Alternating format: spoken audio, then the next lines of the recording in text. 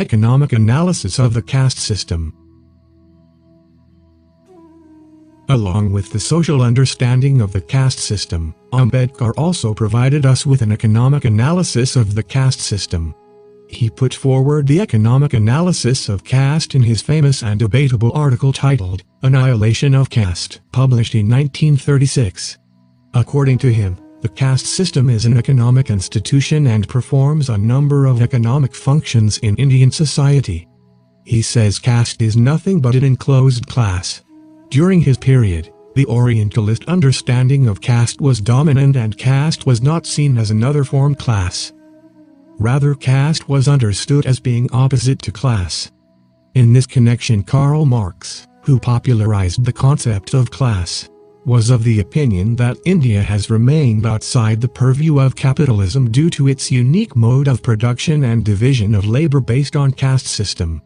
Marx even went on to claim that Asiatic mode of production based on caste system was not exploitative and discriminatory. Max Weber also talked of caste as status groups. There are numerous other understandings of caste on religious grounds.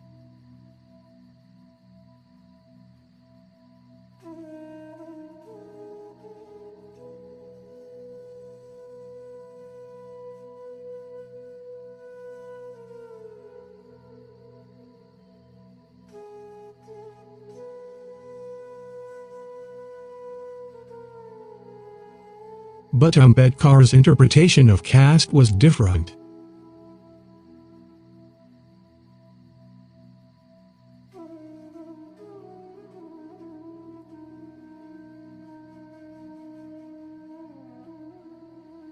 By defining caste as an enclosed class, Ambedkar shows that exploitative, marginalized and discriminatory factors are present within the caste system. He further argues that class is found in almost all societies, but caste is a more degraded form of social stratification as it is based on one's birth and one is not allowed to choose his/her preferred means of livelihood. Ambedkar in his Annihilation of Caste says that caste is not merely a division of labor, it is also a division of laborers. He accepts that any civilized society that needs to develop economically needs division of labor. But caste is the division of labor accompanied by an unnatural division of laborers into watertight compartments. It is a hierarchy in which the division of laborers is graded one above the other. Ambedkar argues that the caste system and its division of laborers restrict individual aptitudes, because of which India has not progressed economically. Any society that wants to develop economically and socially must give freedom and liberty to individuals to develop their competency and make their own career. But this principle is violated in the caste system as it appoints tasks to individuals in advance, and tasks are not selected on the basis of trained original capacities, but on social status of the parents. Ambedkar strongly states that the stratification of occupations as a result of the caste system is not spontaneous and is positively pernicious. Ambedkar, 1936. The caste system's fundamental characteristic is that each caste has fixed economic rights, with restrictions on change that induces forced exclusion of one caste from the rights of other castes. In this context, Ambedkar, putting forth the conditions and requirements of an industrial society, articulates that industry is not static and undergoes rapid and abrupt transformations and changes. Given this kind of a dynamic structure, an individual must be free to change his occupation. If the individual does not have the liberty to change his occupation with the change in circumstances, then he will be devoid of his livelihood. But caste system is an institution that does not allow an individual to change his or her occupation as it is given and decided by one's birth and caste. In addition, Ambedkar here addresses the issue of poverty, deprivation and unemployment in the Hindu society of India. He says many Hindus are seen starving rather than taking up a new profession because the caste system and its structure disallow people to take up occupations not assigned to their caste.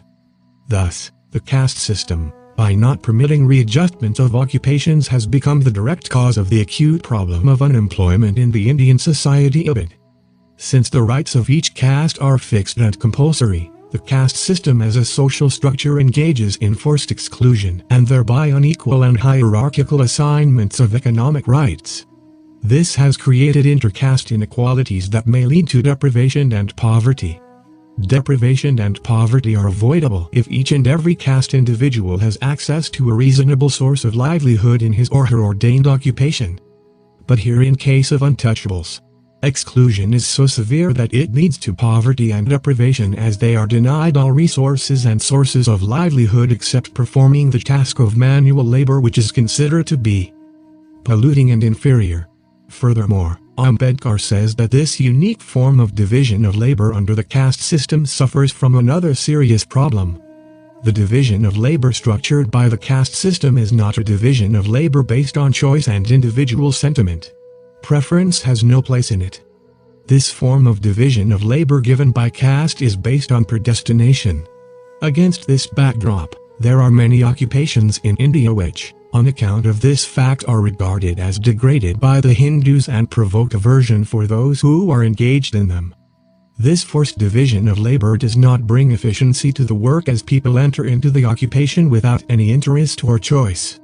Ambedkar says, there is a constant desire to evade and escape from such occupations which arises solely because of the blighting effect which they produce upon those who follow them owing to the slight and stigma cast upon them by Hindu religion. What efficiency can there be in a system under which neither men's heart nor their minds are in their work? As an economic institution, inasmuch as it involves the subordination of man's natural powers and inclinations to the exigencies of social rules. According to Ambedkar, the caste system reduces the mobility of labor. Not only that, it also restricts mobility of capital, thereby creating inefficiencies in production and impeding economic growth. Change is the essence of the process of economic development, and a continuous change in the socio-economic structures is essential for development. But the caste system in India perpetuates traditional socio-economic patterns which are detrimental to economic development. Ambedkar also denounced untouchability. Untouchability, perpetuated by the caste system, is a complete violation of human rights. According to him, untouchability was not only a religious system, but also an economic system that was worse than slavery.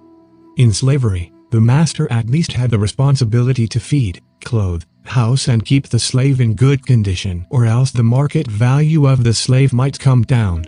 In contrast, under the system of untouchability, the upper castes take no responsibility for the maintenance of the untouchables. Ambedkar observes in his What Congress and Gandhi Have Done to the Untouchables that as an economic system, it permits exploitation without obligation. Untouchability is not only a system of unmitigated economic exploitation, but is also a system of uncontrolled economic exploitation. In another book, The Untouchables, Ambedkar argued that the caste system was a diabolical contrivance to suppress and enslave humanity. Its proper name would be infamy.